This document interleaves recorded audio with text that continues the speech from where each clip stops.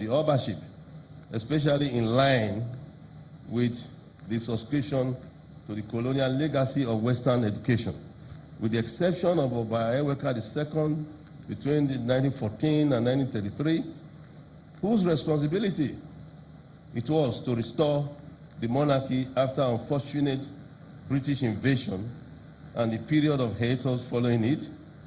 All other Obas from 1933 deserve the appellation of scholar kings. The impact of Western education on the leadership of Benin Ancient Kingdom has therefore been felt since my grandfather, Oba Akinzo II, the first educated monarch in Benin history, came to the throne. From him, the baton of Western enlightenment was passed to my father by Rendition, the Cambridge-educated philosopher king, and then to myself. My father affectionately called me Ambassador Emeritus.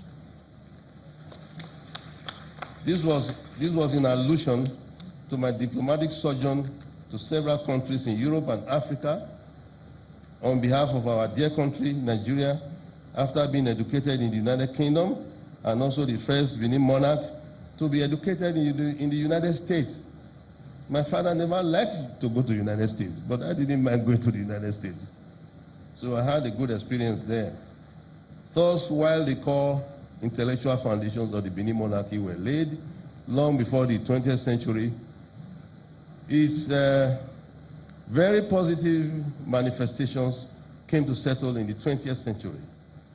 The Benin Ancient Kingdom has remained what it is, one of the most fascinating, enduring, evocative, and therefore marketable sociocultural and historical phenomenon in the entire world. It has been on the spotlight from ancient times. I am aware, for instance, that by the 15th century, European leaders, European traders, adventurers, and travelers had begun to make copious notes of what they found amazing about us. Therefore, the Benin Kingdom, as a cultural and historical conversation, is far from being just a Nigerian or African commodity. It is by all units of measurement a global package with so much literature pouring in from other parts of the world. As Crown Prince, I recall being drawn to every written material I could lay my hands on about the Benin people and culture that I'm sure distinguished guests that you would not ask me why that habit was necessary. I would like to use this opportunity to appreciate the work and support of the press, the electronic and print media since the first anniversary of my ascension to the throne. However, distinguished ladies and gentlemen, may I crave your indulgence to further appreciate in some of the national television stations for airing a documentary only a couple of days ago, which I believe was meant to give publicity to this book launch, which actually lent credence in a very strange manner to the very essence of the compilation of this book. The essence of publishing this book, particularly at this point in our history, is obvious in many respects. One of which is the common error of poor translation of expressions in Benin language associated with our cultural norms and practices.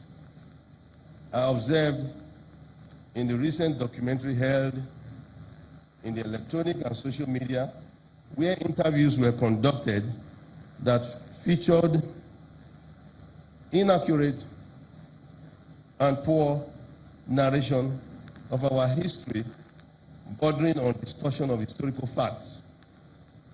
An example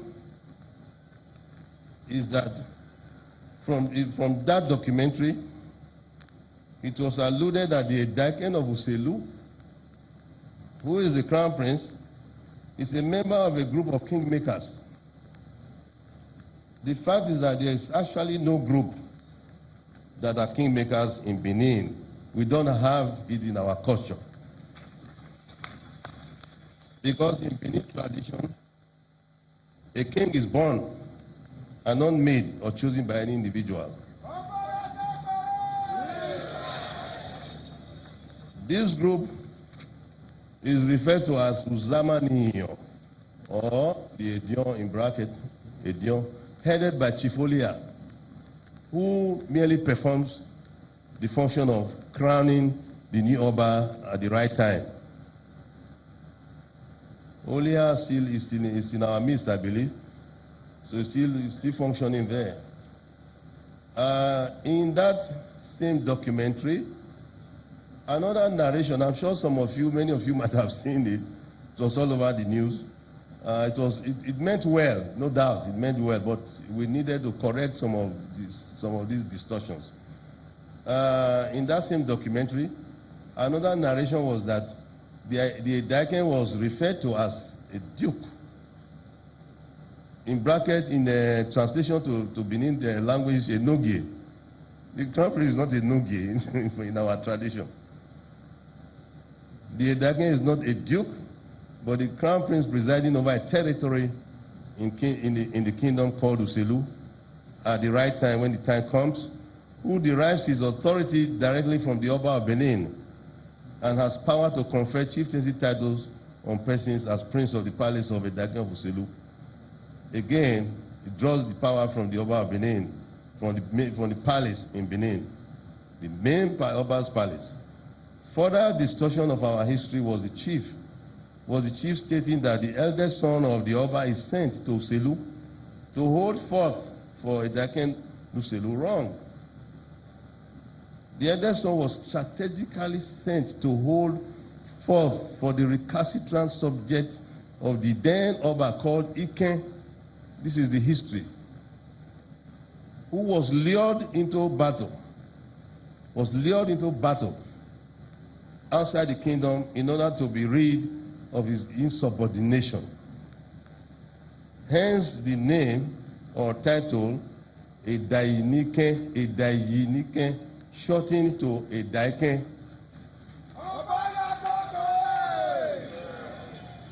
I believe this historical record is also in this red book we just launched, or we're about to launch. The eldest son of the Oba eventually officially assumes the traditional office of a Daken Uselu. Put differently, the eldest son of the Oba is a Daken Uselu. So he's not holding forth for a Daken Uselu. He is a Daken Uselu, by definition. Again, is the narration that was made that everything begins and ends in the palace. The correct position, I think this was an attempt to explain what Egwai may say, Nedota, Egwai may say. In an attempt to correct it, this explanation was given in that same documentary. Again, I don't think it was quite the correct position. The correct position is that if there are issues among the subjects out there, or citizens, communities, villages, towns, they on their own volition approach the palace to seek for what Captain Okyoba Dausa Oyokunbo may earlier referred to as conflict resolution. Seek for the resolution of these disputes. And whatever resolution is approved by the palace is final and is usually never disputed, subject to, of course, further review or any review in light of contradicting information, coming up, which in Benin is referred to as Egwamese, literally translated, all matters end at the palace, not all matters begin and end at the palace. So I thought I should clarify some of these issues. Now, permit me the little immodesty and unequivocally declaring that the book we have assembled here to unveil, the Benin Monarchy, an anthology of Benin history, aka the Red Book, is the magnum opus on Benin.